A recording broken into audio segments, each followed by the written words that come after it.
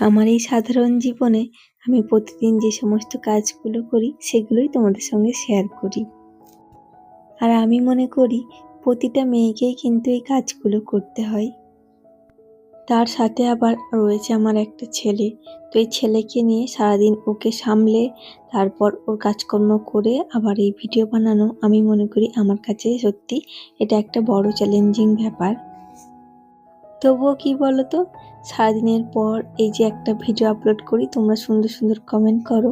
এই সুন্দর সুন্দর কমেন্টগুলো দেখে কিন্তু আমার আরও আগ্রহ বেড়ে যায় ভিডিও বানানোর।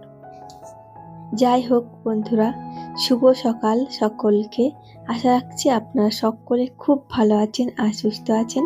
মিষ্টি পরিচয় চ্যানেলের আরও একটা নতুন ভিডিওতে আপনাদের সকলকে অনেক স্বাগত জানাই। আর এর আগের ব্লগে না আমাকে ঘরে ও বাইরে অ্যাকাউন্ট থেকে সুদীপ্তা দিদিভাই কমেন্ট করেছো, খুব ভালো লাগলো ভিডিওটা, তোমার কথাগুলো খুব সুন্দর, খুব মিষ্টি, আমার খুব ভালো লাগে। থ্যাংক ইউ দিদিভাই, এভাবেই আমার পাশে থেকো। আর তুমি বলেছো তোমার পাশে থাকতে, অবশ্যই তোমার পাশে আছি। সত্যি তোমাদের এই মিষ্টি কমেন্টগুলো পড়লে না আমার সত্যি মনে হয় ভিডিও বানানো সার্থক। আমার এভাবেই পাশে থেকো আর তুমি তোমার পরিবার পরিজন সকলকে নিয়ে খুব ভালো থেকো, সুস্থ থেকো। তো এখন দেখো পুজোটা দিয়ে নিচ্ছি। আর তোমরা তো জানোই বাবুর জন্য আমাকে 5টায় ঘুম থেকে উঠতে হয়।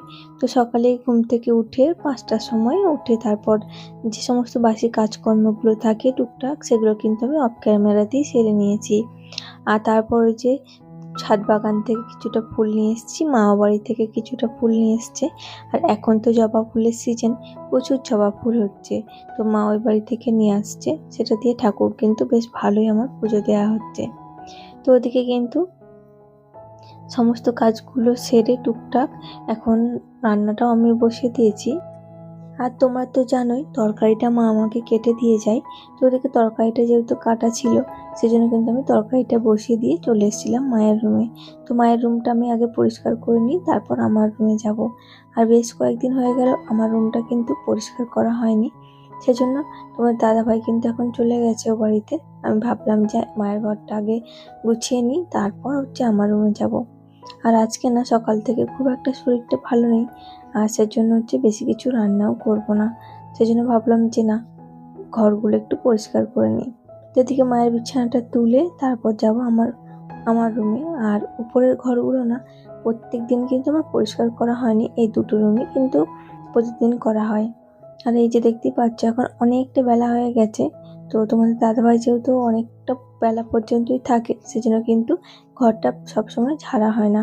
তো ওই যেহেতু ভাবলাম ও নেই এখন এই সময়টা, আর রান্না বান্নার চাপটাও আজকে খুব একটা নেই, খুব বেশি কিছু রান্না বান্নাও করবো না, সেজন্য ওদিকে টুকটুক করে রান্নাটাও করছিলাম। আর এই তারপর চলে এসেছিলাম রুমে। এই যে সমস্ত জিনিসপত্রগুলো না বেশ ধুলো হয়েছিল, তো ওদিকে না ঘরটা একটু পরিষ্কার করে নিলাম। তো তারপরে যে দেখো রান্নাটা আমার এদিকে মোটামুটি হয়ে এসেছে। এদিকে গাঁটি কচু দিয়ে তার সঙ্গে পলতা শাক আর আলু চিংড়ি বেগুন দিয়ে সমস্ত কিছু দিয়ে একটা তরকারি বানিয়েছিলাম। আর ওদিকে মাছ, আর তার সঙ্গে একটা ডাঁটার চচ্চড়ি। তো তোমাদের দাদাভাইকে এখন কিন্তু আমি খেতে দিয়ে দিয়েছি, তো খেয়ে বেরিয়ে যাবে। তারপর বাবুকে নিতে যাব, বাবু আসলে আর মা আমি আর বাবু তিনজনে মিলে একসঙ্গে খাওয়া দাওয়া করবো। এখন টুকটাক আমার কাজকর্ম কিন্তু শেষ হয়ে গেছে। চলো আজ আসি, আবার দেখা হবে পরদিন, টাটা।